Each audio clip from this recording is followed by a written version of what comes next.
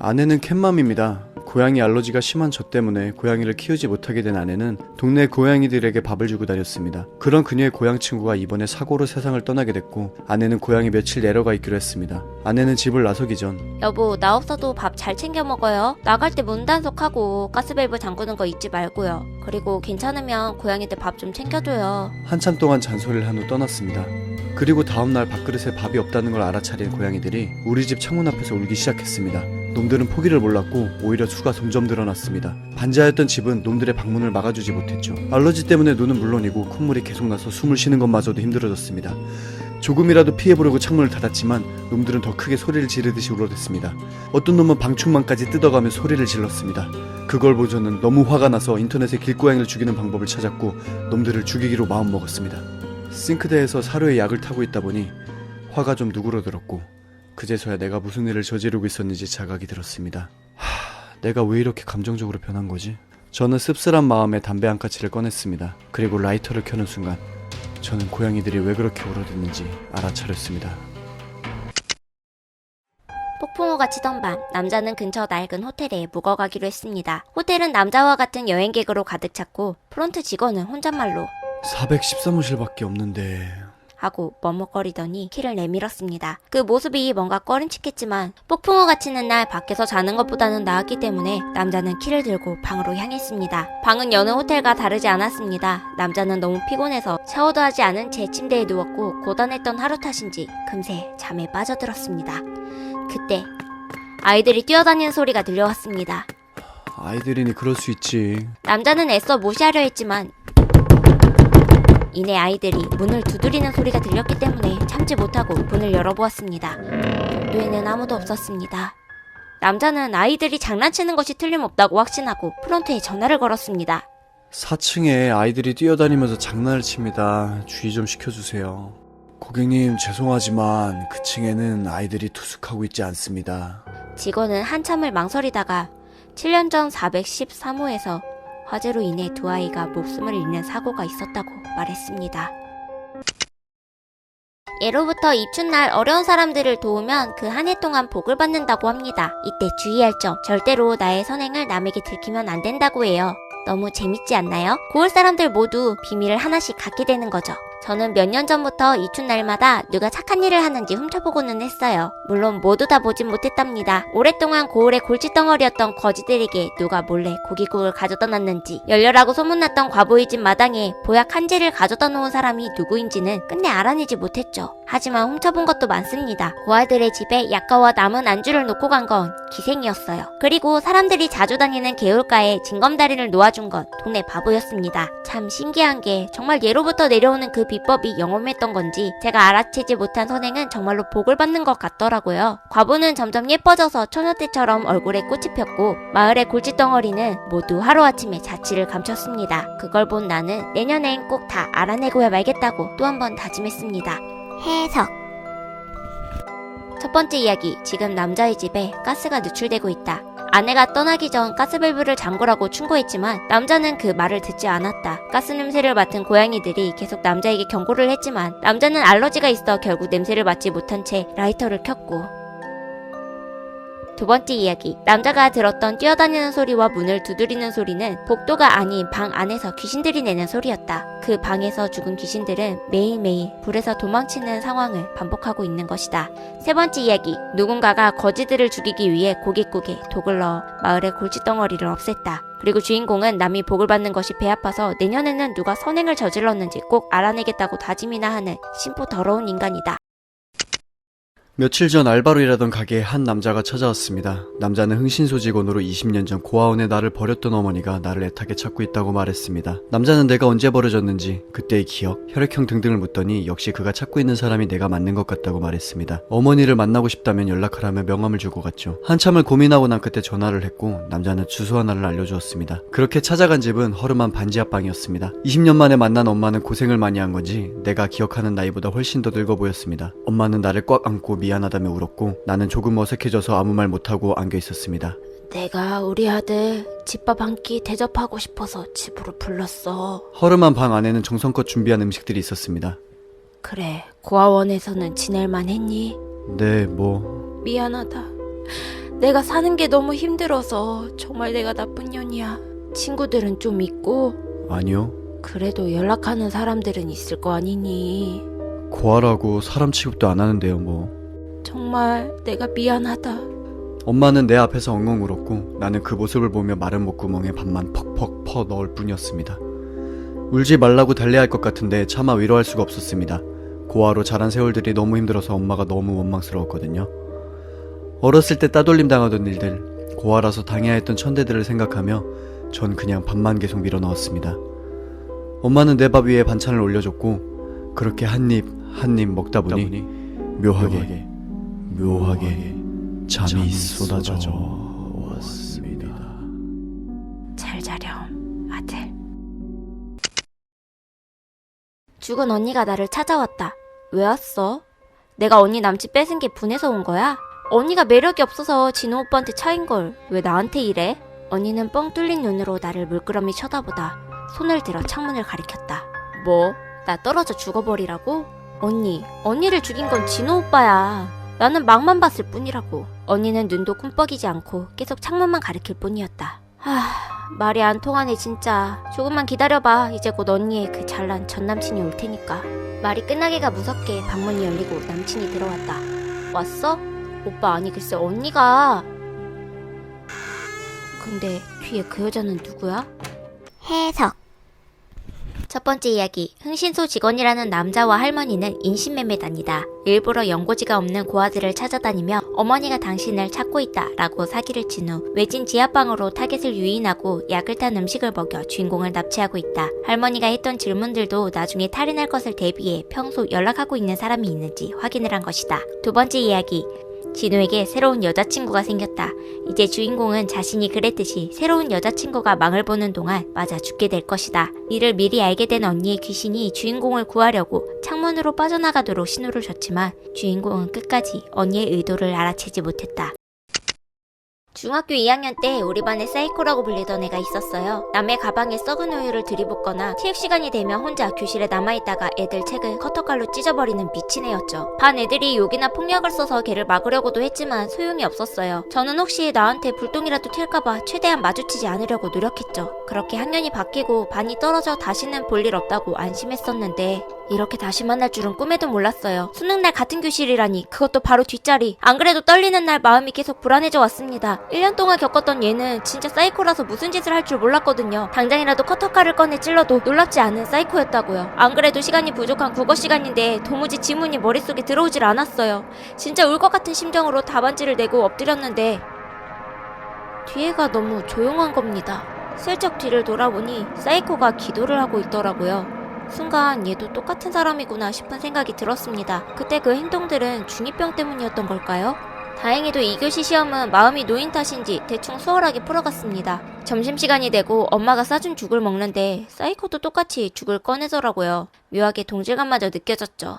그렇게 마음을 놓고 세 번째 시험시간이 다가왔습니다. 1시 10분. 어디선가 벨소리가 비명처럼 울려왔고 사색이 된 아이들 사이에서 사이코가 미친듯이 웃고 있었습니다. 해석. 옛날부터 사람들을 괴롭히는 걸 즐기던 사이코는 아이들의 시험을 망치기 위해 영어 듣기 평가 시간에 맞춰서 알람을 설정해놨다. 헤럴드 씨 때 쌍둥이는 특별했습니다. 세포 하나하나까지 복제한 듯이 똑같이 생긴 형과 동생. 그들 사이에 특별한 룰을 알게 된 것은 아이들이 3살이 되던 해, 형이 못이 박힌 바닥에 넘어져 살이 패이는 작은 사고가 있었습니다. 그리고 다음날 동생의 무릎에 알 수 없는 살덩어리가 돋아났죠. 그 살덩어리는 형의 무릎에 상처가 나아갈수록 작아졌고 결국 없어졌습니다. 영민했던 형은 그 작은 사건으로 이 특별한 룰을 알아차릴 수가 있었습니다.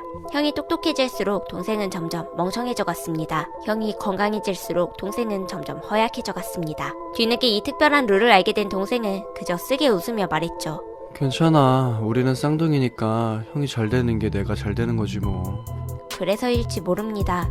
헤럴드 부부가 자리를 비운 집에 큰 불이 났고 형은 살려달라며 소리를 지른 동생을 그 자리에 내팽개치고 혼자 도망쳐버렸습니다. 집이 다 타고 난 후 형은 동생이 있던 자리에서 타담한 뼈들을 바라보며 생각했습니다. 내일이 되면 나는 더 똑똑해질 거고 더 건강해질 거야. 잘 가 동생. 다음날 그는 쏟아지는 햇빛에 눈을 비비며 일어나려 했지만 무언가 평소보다 몸이 무거워짐을 느꼈습니다.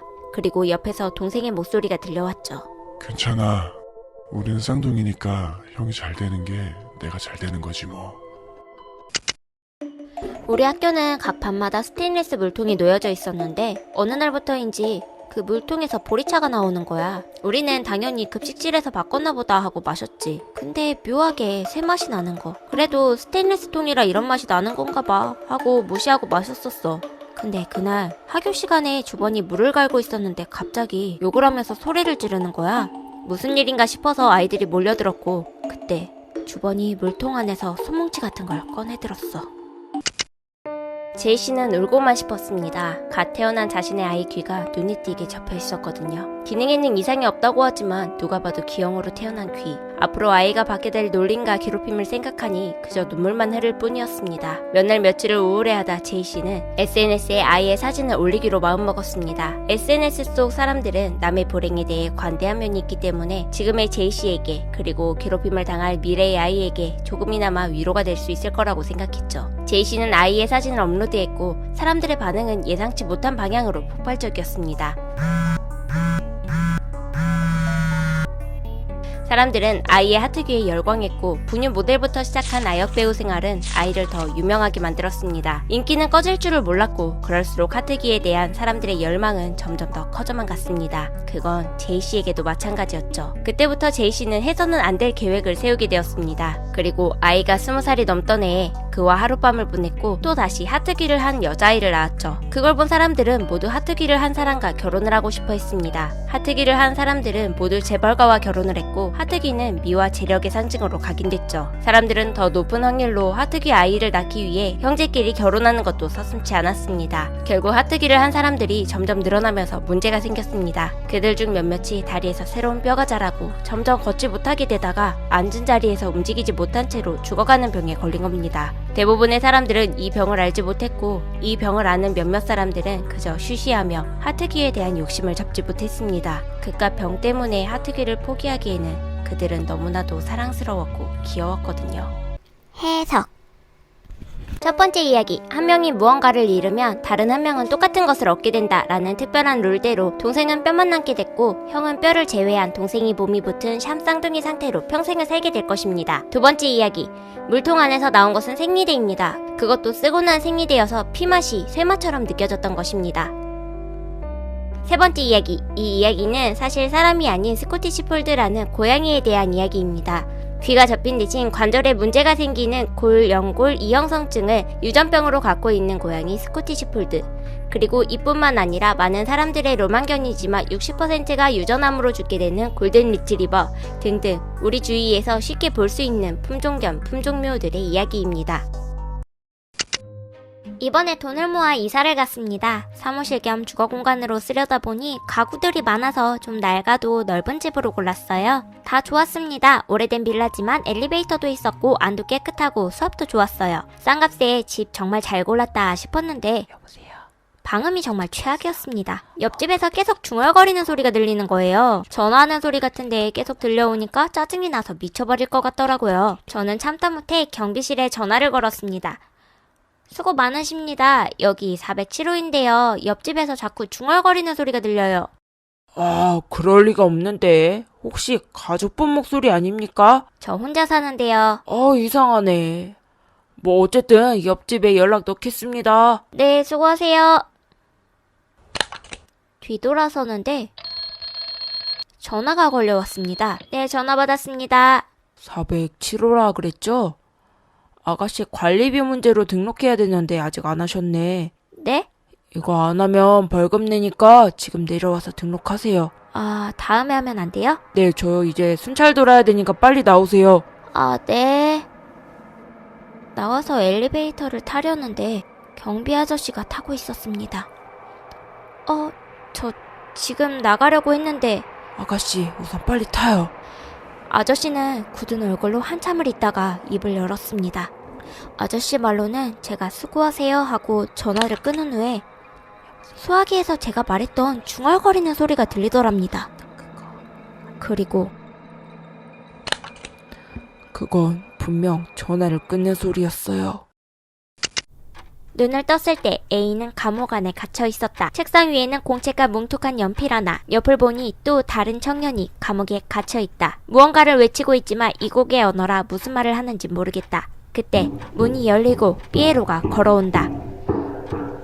삐에로는 보드를 창살 안에 갖다 댔다. A는 겁에 질린 채 허겁지겁 단어들을 외웠다. 얼마 후 보드를 치우고 삐에로가 문제를 냈다. 사과, 과자, 운반자. A는 최선을 다해 외웠지만 긴장한 탓인지 스펠링을 틀리고 말았다. 벌을 받아야겠네.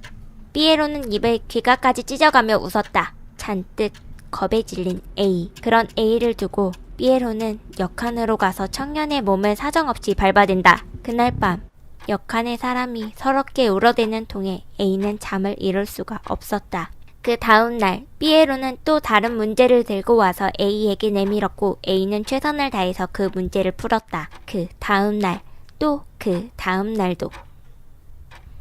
금요일 삐에로는 감탄했다는 듯이 말했다.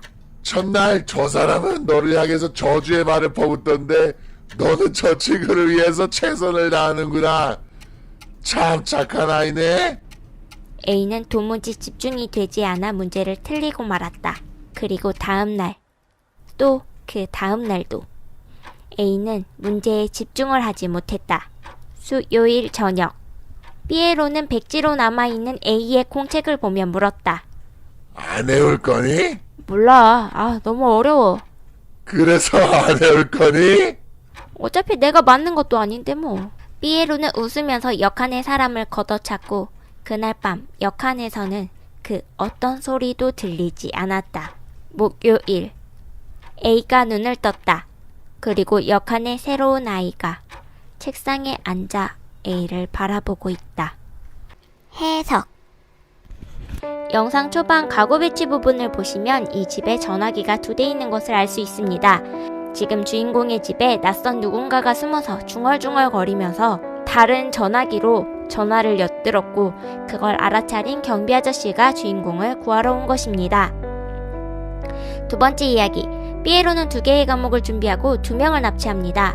1번 방에 갇히는 사람은 책상에 앉아서 문제를 푸는 역할이고 2번 방에 있는 사람은 문제를 틀릴 때마다 맞는 역할입니다. 그러다 2번 방에 사람이 죽으면 1번 방에 갇혀있던 사람이 2번 방에 들어와 맞는 역할을 하게 되는 것입니다.